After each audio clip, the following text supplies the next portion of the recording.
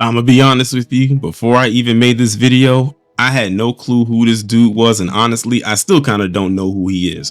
But I'm sure that a lot of conservatives are aware of who he is, and I'm sure Donald Trump is as well, because he just appointed him to a top State Department role, a position he should not be in, considering some things that got revealed about him and his stance on a lot of things. And I wonder, are they going to refer to him as DEI just like they would if he was not a white man? So in case you don't know who this person's name is, his name is Darren Beattie, and he was appointed by Trump. He used to be he was a speech writer, and he was fired because he attended a conference with white nationalists. And trust me, the things that this man had to say, it's amazing that he even has a job, but we know what we're dealing with, so we're not surprised that he did get a job. Darren Beattie, a former Donald Trump speechwriter who was fired in 2018 after CNN revealed he spoke at a conference attended by white nationalists, has been elevated to a top job at the State Department, multiple sources familiar with the move told CNN.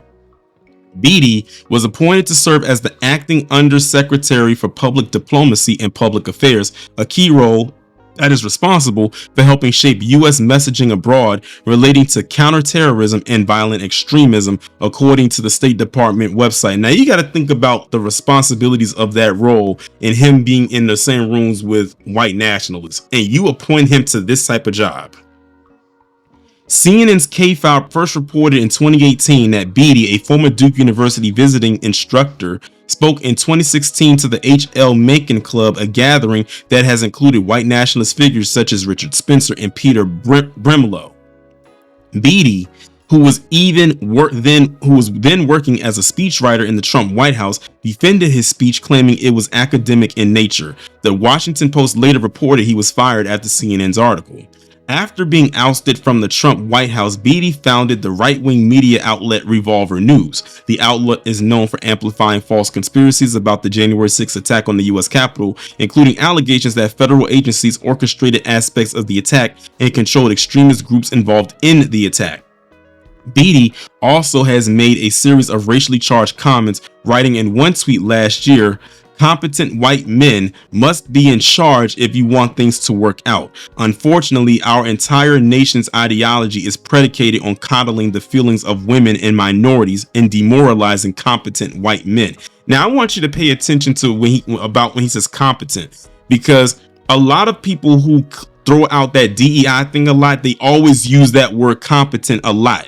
This guy actually just flat out said what competent for them means, and he's talking about white men. We already knew it because we can read between the lines, but I'm just glad that one of them actually said it out loud and is no longer hiding behind the veil of just saying the word competent and for people who are slow on the uptake are still trying to figure it out. We know they're talking about them. They want white men to have all the jobs. That's really what it all boils down to. He praised Dr. James Watson, the founder of Modern Genetics, who later suggested black people were less intelligent than white people, as the greatest living American scientists. Beattie repeatedly said black lawmakers, policymakers, and groups need to, quote, learn their place and, quote, take a knee to MAGA.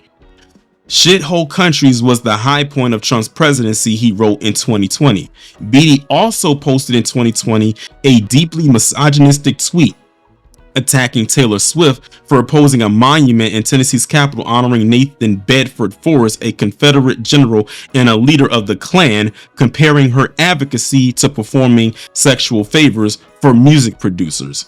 That celebrities are required to debase themselves with such statements is in some ways even more humiliating than the physical favors they are required to perform for their producers. CNN reviewed dozens of Beattie's nearly 40,000 tweets since the news of his appointment was reported. Neither Beattie nor the State Department immediately provided comment. The State Department did not say whether the administration intends to nominate Beattie for the position beyond the acting role. The fact that he has just an acting role is a problem. CNN K-Files found multiple deleted tweets in which Beattie during the attack cheered on the January 6th rioters at the U.S. Capitol. Based, Beattie wrote, using slang to express strong agreement. In a since removed tweet about a video of police clashing with Trump supporters on the Capitol steps. The forgotten man speaks, Beattie wrote in another deleted tweet about the riots in the U.S. Senate chamber. As the attack unfolded, Beattie wrote in a still active tweet, the FBI should take a knee to show respect to the MAGA protesters. Following the riot, Beattie wrote in another deleted tweet at approximately 11 p.m., this color revolution is red, white, and blue. Despite his firing from the Trump administration, Beattie remained a loyal supporter of Trump. In late 2020, Trump appointed Beattie to the U.S. Commission for the Preservation of American Heritage Abroad. The commission is tasked with protecting historic sites, including Holocaust memorials, and the appointment drew fierce backlash from organizations like the Anti-Defamation League. In early 2022, then-President Joe Biden dismissed Beattie from the commission along with several other Trump-era appointees. Beattie's appointment to become one of the State Department's public faces for diplomacy signals the Trump administration pugilist strategy on the world stage.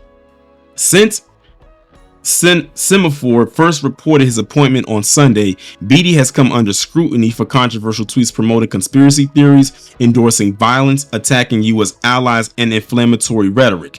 In July 2024, he wrote that it might mean fewer drag queen parades in Taiwan, but otherwise not the end of the world. If China took over Taiwan and the US could acknowledge this in exchange for massive concessions from China on Africa and Antarctica. He stated last August that the new UK ruling regime, which elected the Liberal Labour Party, is far less legitimate than Saddam was in Iraq prior to the US invasion, and for that matter, far less legitimate than Maduro's regime in Venezuela. He suggested in September 2024 that the U.S. intelligence community is more likely to be behind the assassination attempts on Trump's life than Iran. Beattie repeatedly spread conspiracy theories regarding the January 6th Capitol attack, including referring to pipe bombs found outside the DNC and RNC offices as the pipe bomb hoax, and that the federal government speared the insurrection, calling it a Fedsurrection and a setup. Almost immediately following the attack, Beattie denied that those breaking into the Capitol were Trump supporters in a since removed tweet, even while cheering it on. In another series of deleted tweets following the attack at the Capitol, Beattie targeted several lawmakers, groups, and policymakers of color. Mayor Bowser, who you know is a black woman, should take a knee as sign of respect for MAGA Red 1. Tim Scott, look at Tim Scott, the same guy who likes to throw and run cover for Trump any chance he gets, needs to learn his place and take a knee to MAGA. BLM must take a knee to MAGA. They must learn their place. K. Cole James of Heritage Foundation needs to learn her natural place and take a knee to MAGA Red a fourth. A fifth undeleted tweet targeted black academic Ibram X. Kendi. Ibram Kendi needs to learn his place and take a knee to MAGA, learn his proper role in our society, it reads. In other tweets, Beattie repeatedly mocked the U.S. State Department during the first Trump administration and the Biden administration. He wrote in 2021 of October, imagine having respect for the State Department, the same job that they're trying to appoint to him now. This guy is very unhinged and does not need to be anywhere near that position. As a matter of fact, he doesn't need to be near any type of federal level anything, unless he's behind federal prison bars, that is, considering all the rhetoric he's put out over the years. But here you have yet again, you got Trump appointing these individuals to these positions that don't need to be there, and they want to sit up there and cry about some DEI. Go figure. But I'm not surprised by this. I mean, with the things, especially the stuff that he said about us. But again, when they kept talking about competency, that's what they mean. This is exactly what they're talking about. They're talking about white men, particularly heterosexual white men, if anything. They don't care about, they want to have every last job. So just keep this in mind when you hear the word competency now, especially when it comes from people like him. They're talking about white men. If I took anything from this article, or if you took anything from this article that I read, it should definitely be that.